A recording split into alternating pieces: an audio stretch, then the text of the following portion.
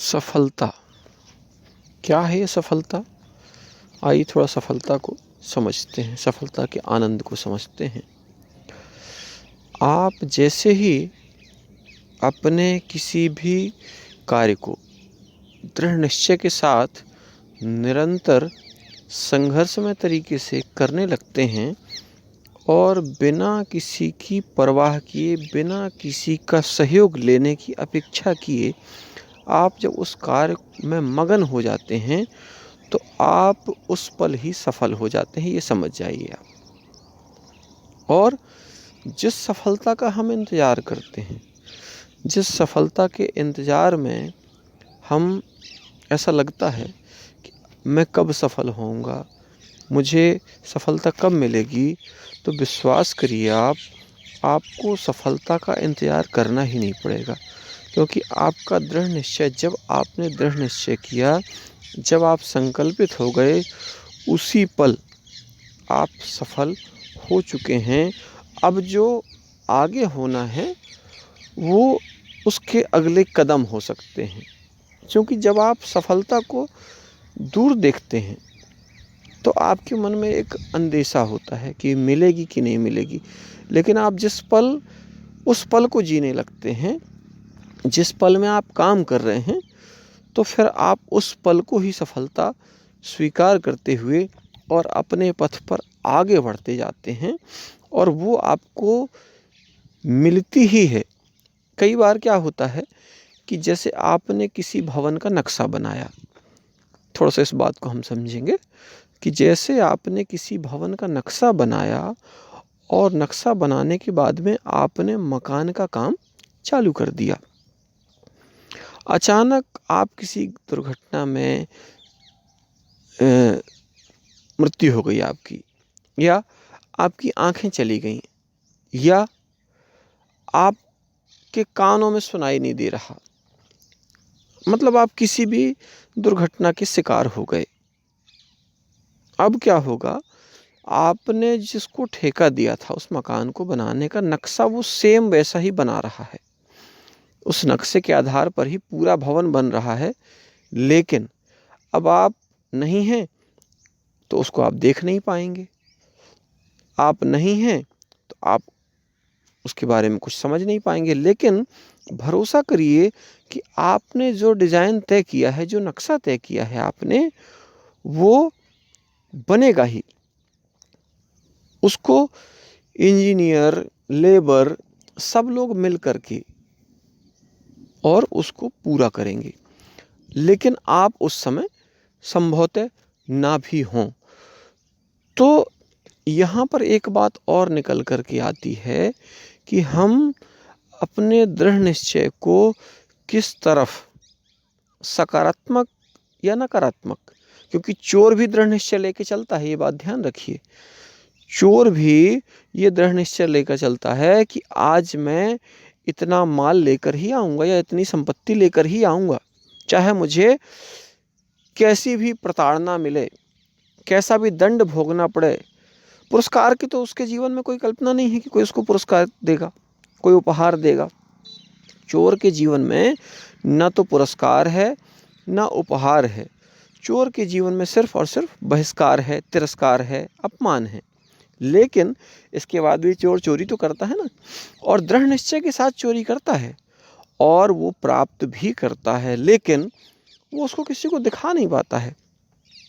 एक बड़े लेवल का जो अधिकारी है, जिसका अच्छा वेतन है, तो वो यदि घूस भी लेता है ना, तो लोगों को ये बात समझ में नहीं आती है कि घूस लेकर इतना फैशन दिख रहा है, इतना जंका मंका दिख रहा है, या इनकी वेतन से है। क्योंकि उसके पास वेतन ही इतना होता है कि अगर वो खूब 2-4 फोर व्हीलर रख ले, 2-4 बंगले बना ले, तो लोगों को इस बात से कोई ऐसा नहीं रहता कि ये व्यक्ति कोई घूसखोर होगा।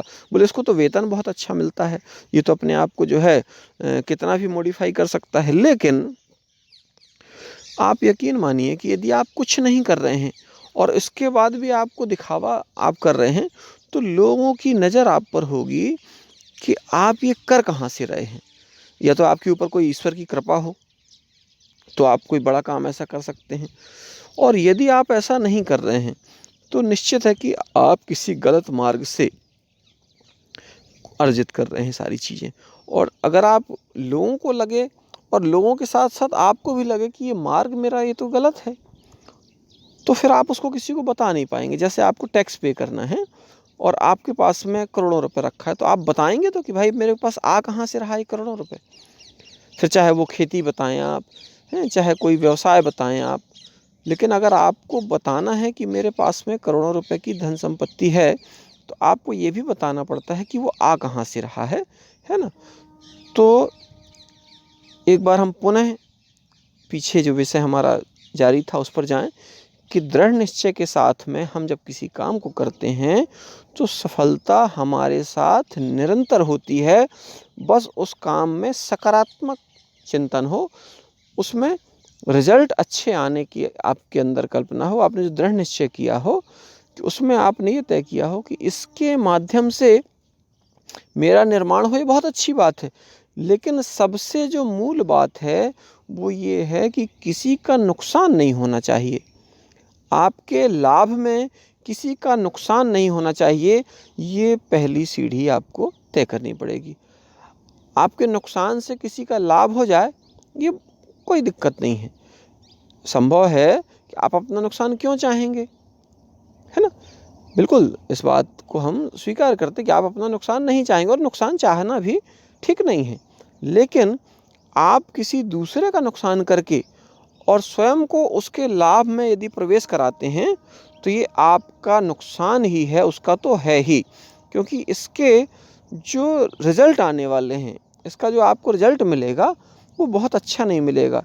क्षणिक हो सकता है, थोड़ी देर के लिए सुखदाई हो सकता है, थोड़ी देर के लिए आपको लगने लगे कि मैंने तो प्राप्त कर लिया जो मुझे प्राप्त करना था, लेकिन ये चीज़ जो होगी वो बहुत आनंद देने वाली नहीं होगी। क्योंकि क्षणिक सुख जो है वो पूर्ण सुख नहीं है, उसमें तो क्षण भर का सुख है ही है, बताया गया है। लेकिन जब आप आनंद देने लगते हैं, जब आप आनंद में जीने लग जाते हैं और वही पल आपका सफल होता है, वही आपकी पूर्ण सफलता होती है। जबकि लोग सफलता के लिए लाखों लाखों वर्षों तक इंतजार करते हैं कि मैं सफल कब होऊंगा, मैं सफल कब होऊंगा, मैंने तो इतना काम किया, मैं सफल नहीं हूँ। आप जिस पल पूर्ण खुशी से जिस काम को कर रहे हैं वही आपकी सफलता का मापदंड है। इस बात को स्वीकार करें ना करें इससे कोई बहुत फर्क पड़ने वाला नहीं है। लेकिन आप यदि अच्छा काम कर रहे हैं, आप यदि सकारात्मक मार्ग पर चल रहे हैं, तो आप हर पल सफल हैं। उसमें किसी के स्वीकारोक्ति की, किसी के विद्रोह की, किसी के विरोध की कहीं कोई चिंता किए बगैर निरंतर अपने मार्ग में तटस्थ होकर के दृढ़ निश्चय के साथ में, स्वाभिमान हो, अहंकार ना हो, गर्व हो, लेकिन अभिमानी ना बने। हम आडंबर के साथ में हम कोई काम ना करें, हम दिखावे के लिए कोई काम ना करें। और इतना ज़रूर है कि आप काम दिखावे के लिए नहीं कर रहे हैं, लेकिन आपको देख करके लाखों करोड़ों अरबों लोग उस काम से प्रभावित हों, प्रेरित हों और उस काम को करने के लिए मजबूर हो जाएं। बिल्कुल उस तरीके से जैसे सूर्य को कोई स्वीकार ना भी करे लेकिन सूर्य की तपन उसको सहनी पड़ती है। जल को कोई स्वीकार ना करे लेकिन जल की शीतलता उसको सहनी पड़ती है। वृक्ष को कोई स्वीकार ना करे लेकिन वृक्ष की छाया उसको लेनी पड़ती है। भोजन को कोई स्वीकार ना करे लेकिन भूख जब लगेगी तो उसको भोजन की ऊर्जा की स्वीकारता करनी पड़ती है। और जब आप इन सब चीज़ों की स्वीकार्यता को स्वीकार नहीं करते हुए भी स्वीकार करते हैं, वो आपकी मजबूरी हो सकती है। तो हम मजबूर होकर कोई काम करें ही क्यों? क्यों ना हम बिना मजबूरी के काम करें। और जब हम बिना मजबूरी के काम करते हैं, आप काम वो करें जिसमें आप निरंतर खुशी महसूस करें। और खुशी कौन सी? आपको मिलने वाली खुशी दूसरों के चेहरे की खुशी से मिल रही हो। जैसे ही आप दूसरों को खुशी दे करके और खुशी प्राप्त करते हैं तो आप निश्चित मानिए कि वो खुशी ही असली खुशी होती है। और उस खुशी को सब लोगों को मिलना तो संभव नहीं है। हर व्यक्ति उस खुशी को कैसे प्राप्त करेगा, उस खुशी को हर कोई नहीं समझ पाएगा। लेकिन जैसे ही आपने किसी को खुशी दी है, आपने किसी के पैर का कांटा निकाला है, तो भरोसा करिए कि आप उस पल को भी जी रहे हैं, और जिस व्यक्ति का आपने कांटा निकाला है ना, उस व्यक्ति के हृदय में आपका जीवंत स्थान हो गया, और उसके पैर में जब भी कांटा लगेगा ना, या उसके पैरों से जब भी कांटा निकाला जाएगा ना, वो आपके निस्वार्थ उस कांटे निकालने वाले पल को याद करेगा, और लोगों को कहेगा कि उस व्यक्ति ने मेरा इस कांटे को निकाला था, और निस्वार्थ भाव से निकाला था, और मुझे उसने प्रेरणा दी थी कि कभी तुम भी किसी के पैर का कांटा निकालना। हम लोग कांटा को लगाने वाले तो बन जाते हैं, कांटे को चुभाने वाले तो हम लोग बन जाते हैं, लेकिन कांटा निकालने वाला हम लोग बन जाएं, और वो तभी हो सकता है जब हमारा सकारात्मक मार्ग पर दृढ़ निश्चय होगा, और उस दृढ़ निश्चय के माध्यम से हम उस सफलता को प्राप्त कर ही लेंगे। बोले भारत माता की जय, धरती माता की जय। आज हर तरफ जहर बिक रहा है, और इस जहर पर किसी का अंकुश नहीं है, ना खाने वालों का, ना खिलाने वालों का, ना हमारी सरकारों का। इस पे कोई किसी को दोषी माने तो सबसे बड़े दोषी हम सब हैं। कोई किसी को कमजोर ना समझे, सब बड़े दोषी हैं। तो देखिए, एक जहर बेचने पर और जहर की खरीदी पर हमारा एक चिंतन है, मंथन है स्वर्ग नगरी का। सुनिए और विचार करिए। सच कहूं जहर बेचो बड़े फायदे हैं, सच कहूं जहर बेचो बड़े फायदे हैं, ना नियम है ना कायदे हैं। सच कहूं जहर बेचो बड़े फायदे हैं, और तो और नहीं करने पड़ते कोई वायदे हैं।